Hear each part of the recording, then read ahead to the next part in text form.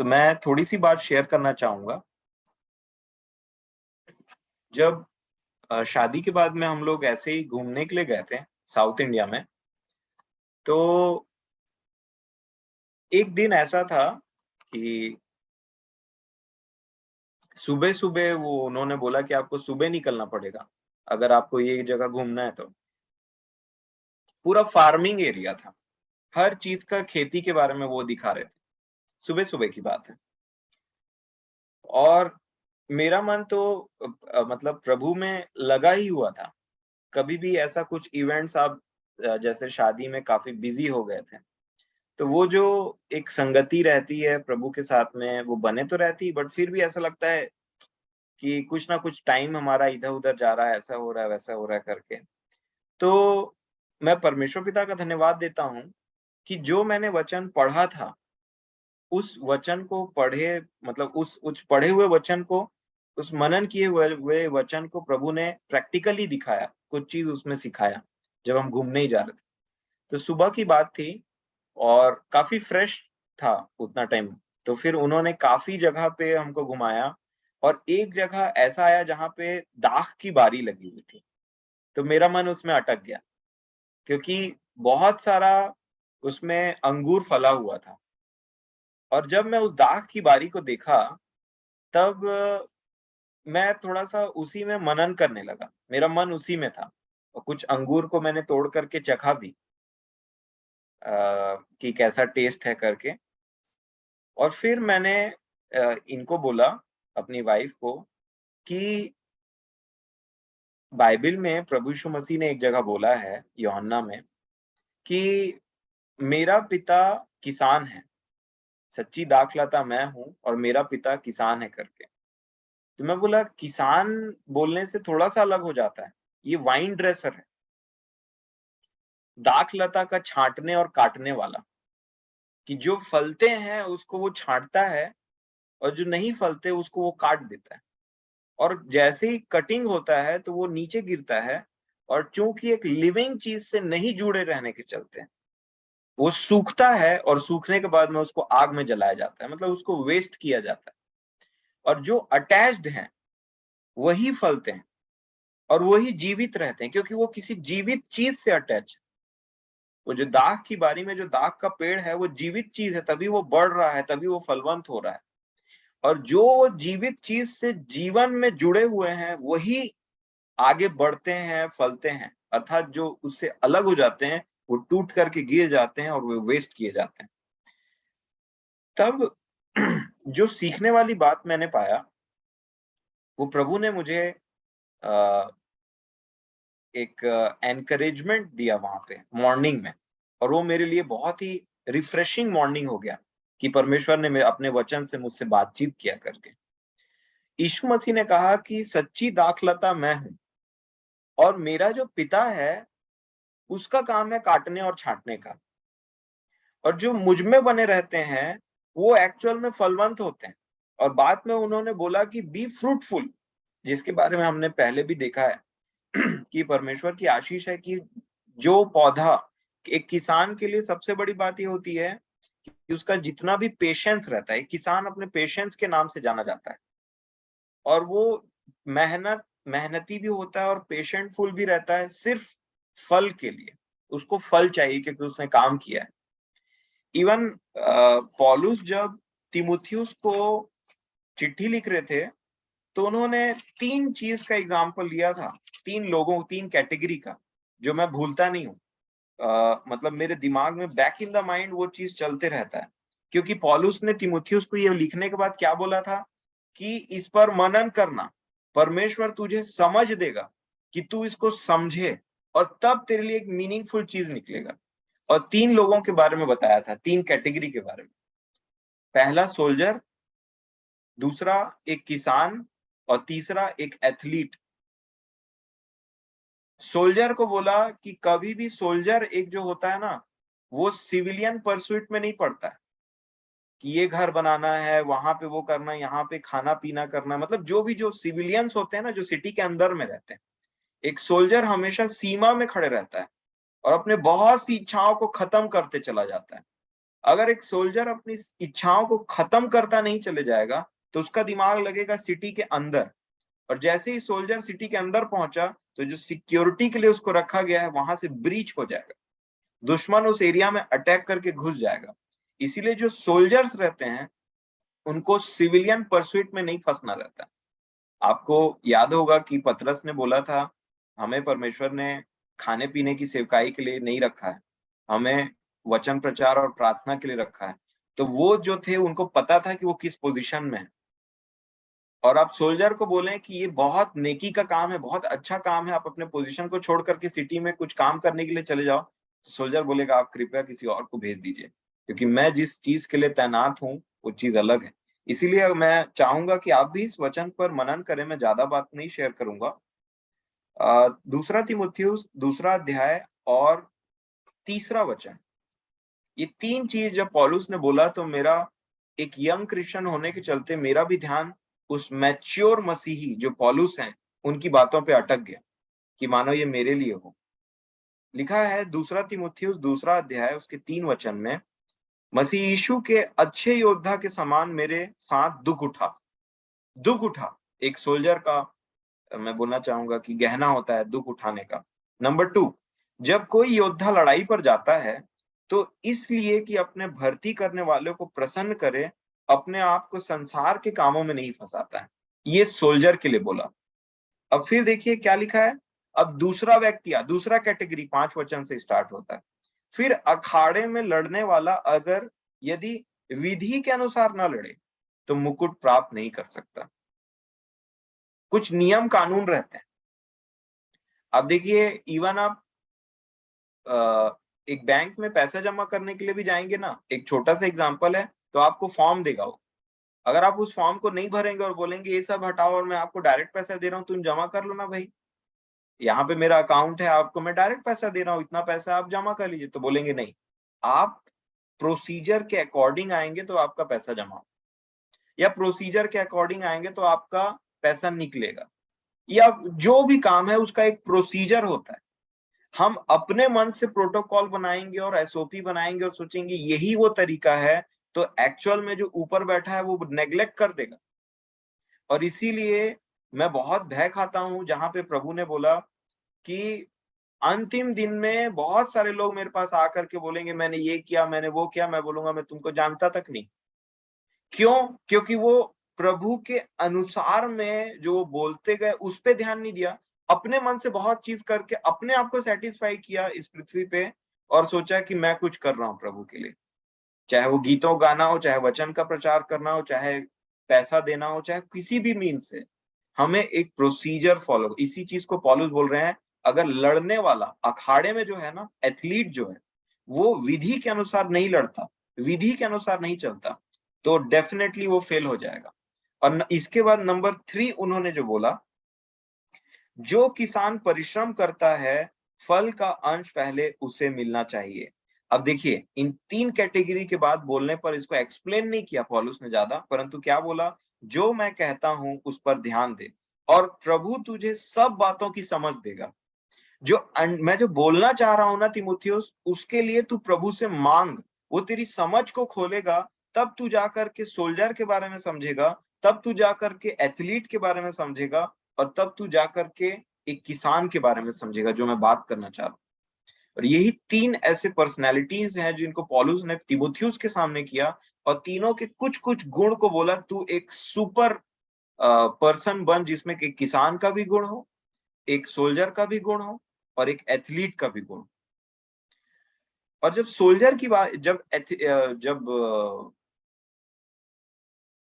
Farmer की बात आती है, जब एक किसान की बात आती है, तो याकूब ने अपनी पत्री में बोला कि जैसा एक किसान बोने के बाद ना पेशेंस रखता है, धीरज रखता है, ऐसे नहीं कि आज कुछ उगाया और फिर कल चले गए और बोले कि फल कहाँ है करके। और तब मैंने इस किसान, ये जो सच्ची दाखलता वाली बात है ना, कि मेरा पिता एक किसान है, एक वाइन ड्रेसर है, जब मैं उस पिता के बारे में सोचने पे मजबूर हुआ, वहां पे मैं खड़ा था उस वाइन वो जो दाख की बारी के पास में, मैं खड़ा होकर सोच रहा था कि मेरा पिता किसान है, मतलब एक वाइन ड्रेसर के रूप में प्रभु ने उस चीज को समझाने की कोशिश की जब हमको, तो मैं सोच रहा था इसमें कितना पेशेंस लगता होगा। ये जिस अंगूर को मैं आराम से उठा करके खा ले रहा हूं, उसमें कितना पेशेंस लगता होगा। और तब मैं सोच रहा था कि परमेश्वर पिता हमारे लिए कितना पेशेंस रखते हैं। उस चीज को उगाना, उसका कटाई छटाई करना, उसको इतने दिन तक अच्छे से रखना जबकि वो फल दे ही नहीं रहा है। लास्ट में उसमें धीरे धीरे एक बर्ड आते हैं और फिर धीरे से एक फल उसमें से थोड़ा सा बड़ा होता है लेकिन कच्चा रहता है। और फिर उस पेशेंस को समझना, और उस पेशेंस के साथ में मुझे फिर वो पतरस में लिखी हुई, एक पतरस ने जो अपनी पत्री में लिखा कि परमेश्वर कुछ लोग जैसा समझते हैं वैसा देर नहीं करता न्याय के विषय में, परंतु धीरज धरता है कि सबको मन फिराव का मौका मिले। तो परमेश्वर के उस धीरज को मैं समझ रहा था और मेरा मन धन्यवाद से भर गया कि प्रभु, आपने मेरे विषय में ना इतना धीरज रखा है ना कि मैं दुनिया में किसी इंसान के ऊपर उंगली उठा करके ये नहीं बोल सकता कि इसने प्रभु के जैसा धीरज मेरे लिए रखा है। मतलब इस दुनिया में कोई इंसान व्यक्ति मैं खोज थक गया कि कोई ऐसा पेशेंस नहीं रख सकता मेरे लिए। और हम सब के लिए इंडिविजुअली कि आपने हमारा कितना सहा है, कितना आपने हमारे लिए वेट किया है, कितना हमारे लिए आपने धीरज धरा है। तो जब आप इस चीज को देखते हैं ना मेरे प्रियो, कि कितना धीरज धरा, कितना प्रेम किया, तो ना कुछ अंदर में ब्रेक होता है, जो कुछ अंदर में आपको हिट करता है बहुत जोर से कि इतना प्रेम, इतना धीरज, और हम कहाँ हैं, हम क्या कर रहे हैं। मैं अमन चाचा से रिक्वेस्ट करूंगा कि एक मैंने फोटो दिया है उनको, उसको शेयर करें वो, ताकि आप सभी भी देखें। वो फोटो मैंने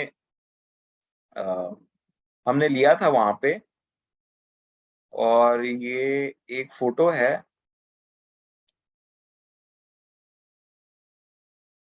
जी, थैंक यू। आप ये फोटो देख रहे हैं ना, मैंने इसको पास से देखा, और ये जितने अलग अलग कलर के देख रहे हैं ना मेरे प्रियो आप, ये डार्क अंगूर, मैंने इन सबको टेस्ट किया।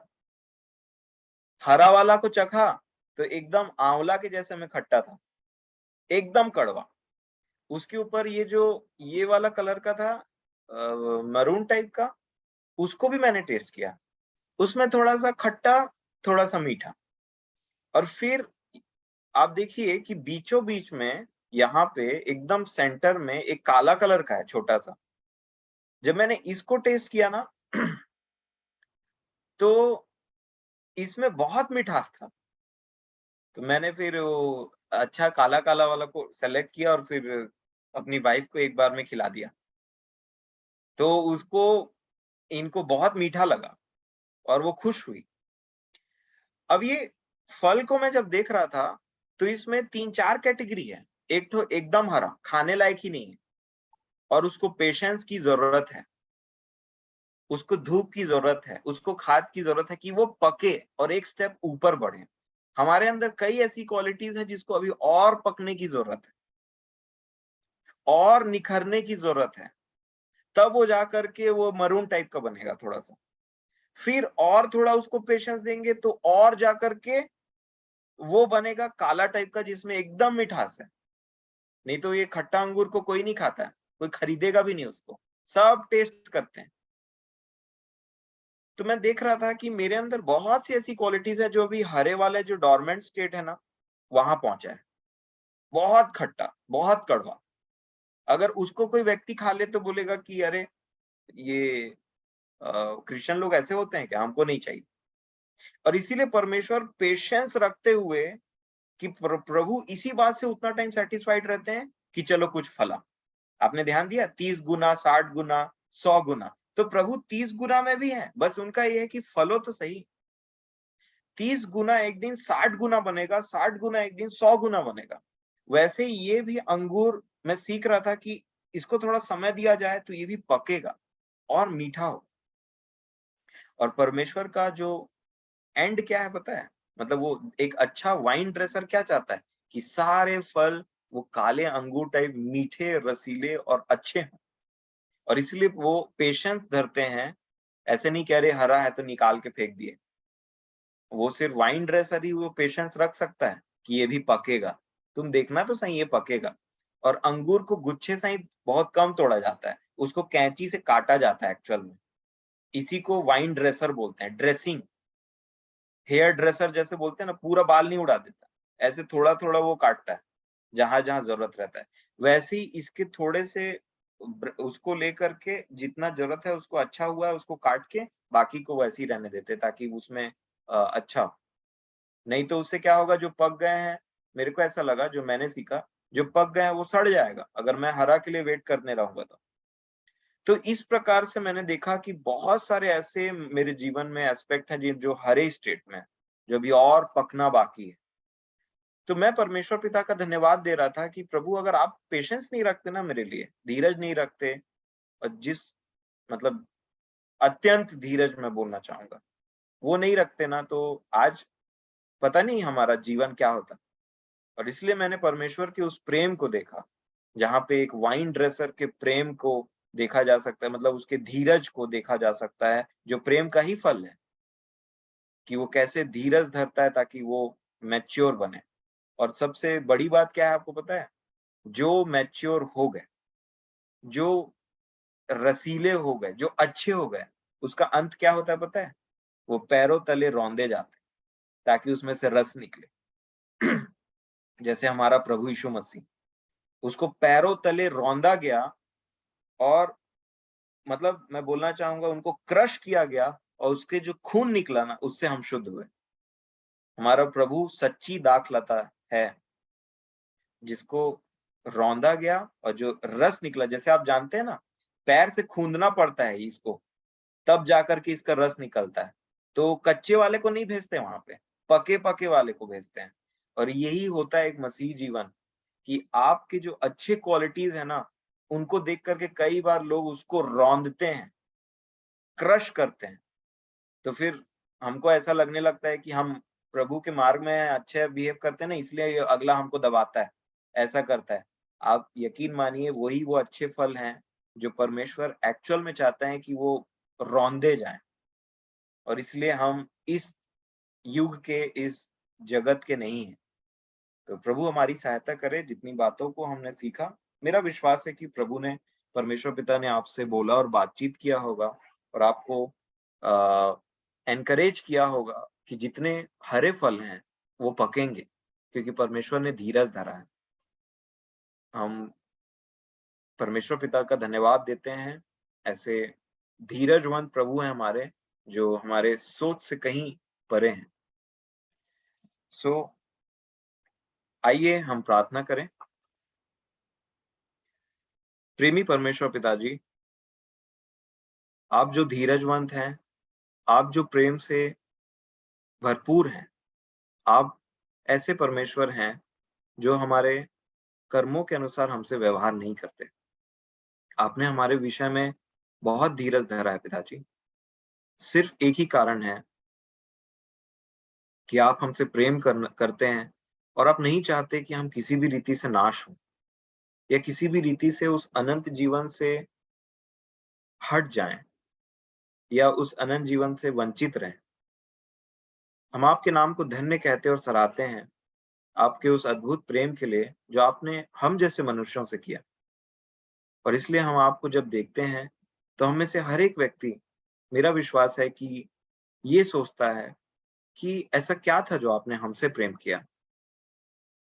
और उसका उत्तर यही है कि ऐसा कोई भी क्वालिटीज हमारे अंदर में नहीं थी जिसकी वजह से आप हमसे प्रेम करते, आप हमसे, हमारे प्रति धीरज धरते, आप हमें इतना सहते प्रभु जी।